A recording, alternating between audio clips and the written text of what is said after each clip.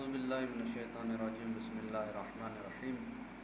तमाम शियान हैदर कर्रार आज़ादारान इमाम हुसैन अलैहिस्सलाम खे इल्तमास आहे त यकीनन अॼु ही जेको बिल पास कयो वियो आहे, अगरि अॼु तव्हां असां इन बिल जे ख़िलाफ़ एहतजाज न कंदासीं त ईअं ई शीयत जे ख़िलाफ़ ही बिल पास कंदा रहंदा।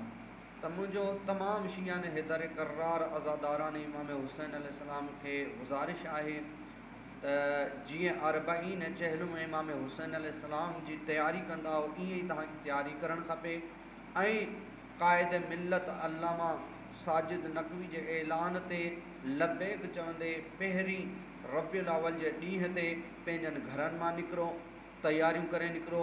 जीअं चहलम जे ज़रिए तव्हां तयारियूं कंदा हो, पाण सां गॾु ॿ टे जोड़ा कपिड़नि जा खणंदा हो, प्लेट खणंदा हो, गिलास खणंदा हो, कप खणंदा हो, यानी ज़रूरियात जूं पंहिंजूं अशायूं जेके बि आहिनि मुकमल खणी करे क़ाइद जे फ़रमान ते लबैक चवंदा ऐं पंहिंजी शीयत जो, पंहिंजी हुसैनियत जो इक़रार कयो ऐं सबूत ॾियो ताकी दुनिया खे ख़बर पवे। जेके ही बिल पास कनि था, जेके शीयत खे घटि सम्झनि था, उन्हनि खे बि ख़बर पए त शीयत क़ौम बुज़दिल न आहे, हिमत वारी आहे। छो जो शीयत उन रहबर खे मञींदी आहे जंहिं पंहिंजो सर सजदे में ॾेई छॾियो लेकिन दीन ख़ुदा खे कॾहिं बि तर्क न कयो।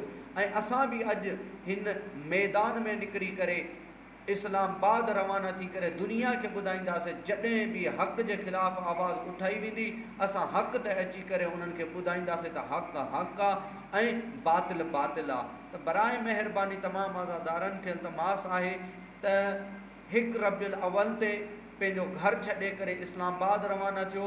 छो जो ही नाइब इमाम जे दौर ग़ैबत में असां ते हुजत आहिनि, जिन्हनि खे अहल बैत क़रार ॾिनो आहे।